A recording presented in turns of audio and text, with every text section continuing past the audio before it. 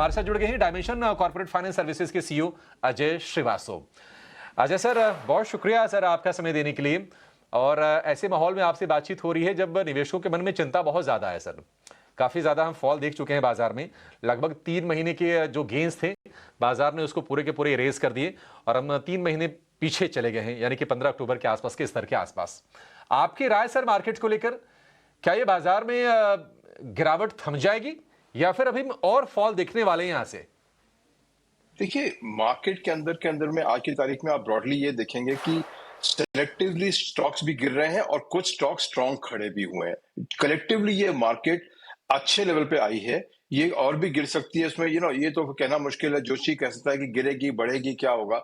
But एक जरूर चीज आ गई है कि मार्केट में रियलिज्म आ गई है कि जो पी और वैल्यूएशन पे इंडियन इक्विटी चल रही थी वो वायबल नहीं थी, और उसके रियलाइजेशन गोरों को पहले आ गया, एफआईज को पहले आया, इंडियन निवेशक उसके अगेंस्ट में खरीदते रहे और आज वो अपने उस व्यू का भुगतान भुगत रहे हैं कि आपको कोई भी स्टॉक मार्केट देखने छोड़ दीजिए, कोई भी स्टॉक उठाते हैं उसका एक बार पी देख लीजिए कि भाई पी मेरा 50 है और ग्रोथ उसकी फ्लैट है, तो वो पी उस शेयर को किसी भी वैल्यू पे खरीदना वाजिब है आपके पास में। तो इसलिए मार्केट का गिरना बढ़ना तो बड़े अदर फैक्टर से भी आएगा, but broadly speaking as a निवेशक आपको एक ही चीज देखनी है, आपके इन्वेस्ट शेयर्स की पी क्या है, ग्रोथ क्या है। जहां जहां हाई पीज है, आप आज भी आप कहते हैं मार्केट गिर गई है, आज भी मैं बताता हूं कि इंडिया के स्टॉक की पीज कितने सारे स्टॉक हैं पीज और 50 से ऊपर में, ग्रोथ क्या है 4%, 2% फ्लैट, 50% की पी। तो मार्केट को देख अगर आप 50 की पी पे मार्केट अभी भी है स्टॉक्स के साथ में, तो उसका एडजस्ट करना हो सकता है, डिमांड सप्लाई पे है। बट इशू मार्केट का फंडामेंटल नहीं है। इशू अब आने वाला है कि रिटेल पब्लिक का मूव जो कमोडिटी की तरफ जा रहा है। आपने देखा पिछले 5 दिनों में ईटीएफ का क्या हो रहा है, गोल्ड एंड सिल्वर ईटीएफ में, खासकर गोल्ड में। सडनली रिटेल मार्केट रियलाइज की देवर हेवी ऑन इक्विटी और हमारे पास में गोल्ड कम है, बड़ा गोल्ड और सिल्वर हम इक्विटी में रह गए। वो जो शिफ्ट देख रहे हैं वो फंडामेंटल के बियॉन्ड डिमांड सप्लाई की है। ये कोई बाहर से नहीं है, कोई ग्रीनलैंड का इशू नहीं है, कोई इशू नहीं है। ये सिर्फ इशू यही है, इंडिया का रुपी डिप्रिशिएट हो रहा है, फॉरेन करेंसी हमारी डिप्लीट हो रही है और हमारा एक्सपोर्ट स्ट्रगल कर रहा है। फिजिकल अपना जो ट्रेड डेफिसिट है $25 बिलियन का पर मंथ का है, उसकी फंडिंग नहीं हो पा रही है। तो एफडीआई है नहीं, एफपीआई है नहीं, इसके लिए आपको सेफ्टी रखनी है। तो 26 का साल सेफ्टी का साल है, ना कि एग्रेशन का साल है। सर बहुत ही आपने ये बड़ी बात की, इसको मैं फिर से दोहरा देता हूं कि 26 का जो साल है ना वो सेफ्टी का साल है। आप बहुत ज्यादा उम्मीदें मत पालिए कैपिटल अप्रिशिएशन को लेकर।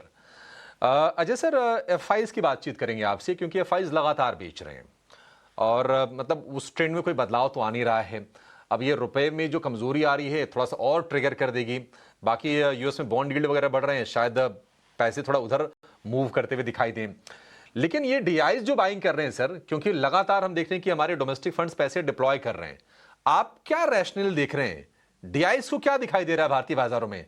क्या उनके पास जो कैश था लगभग 1.5-2 लाख करोड़ रुपए के आसपास का, क्या उसके डिप्लॉयमेंट के अलावा कोई आप सॉलिड रीजन देख रहे हैं डीआईज के इस कन्विक्शन के पीछे?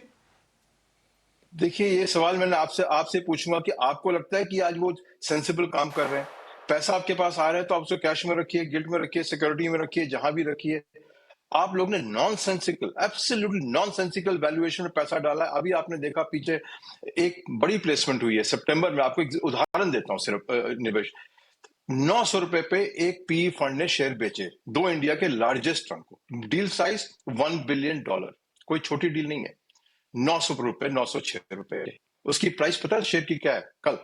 410 रुपए। तो हम जो समझते हैं इतने रिसर्च होती है, स्मार्टनेस होती है, कहां गई? 900 से आपने एक फंड को निकाला, इंडियन पब्लिक का पैसा लगाया और वो 900 का $1 बिलियन, 900 का शेयर 400 रुपए रह गया 4 महीने में।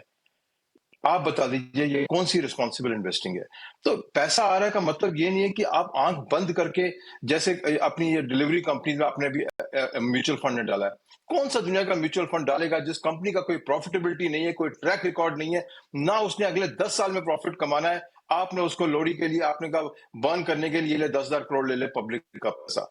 आई थिंक नंबर 3, आपने अभी भी एक इशू अप्रूव हुआ है, आपने देखा हुंडई का इश्यू, आपने देखा बाकी इश्यूज।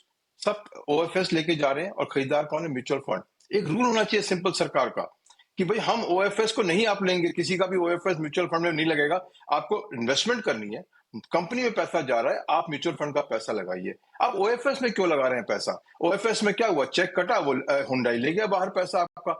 ओएफएस में पी फंड का चेक कटा, ले गया बाहर, इंडिया का पैसा लग गया। अभी आपने देखा फोन पे का भी इशू अप्रूव हुआ है। ओएफएस, ओनली ओएफएस, वो कटेगा, वॉलमार्ट पैसा ले जाएगा। इंडिया को क्या मिला इसके अंदर में? तो आई थिंक देयर इज एक जरूरत है रिस्पॉन्सिबिलिटी की, जरूरत है सोचने की कि हमारा पैसा कहाँ लगना चाहिए। गवर्नमेंट भी कह रही है प्राइवेट कैपेक्स क्यों नहीं हो रहा है। अगर सब इशू ओएफएस में जाएंगे पैसे, तो कैपेक्स कहाँ से होगा? कंपनी में तो पैसा आ नहीं रहा है।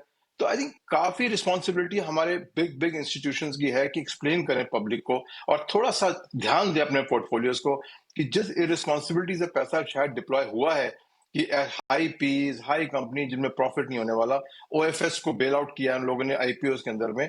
आई थिंक उसको सोचना चाहिए, हमको अपने कंट्री का सोचना चाहिए। जैसे ट्रंप यूएस सोचता है, हमें अपना सोचना चाहिए कि बहुत पैसा आपको यहां लगाना है तो हम देंगे आपको, पैसा ले जाना है तो उसके लिए आपके पास नहीं है पैसा। काफी सोच विचार करनी चाहिए म्यूचुअल फंड इंडस्ट्री को कि उन्होंने क्या किया है पिछले 1 सालों में, अब क्या कर सकते हैं इंडिया के लिए।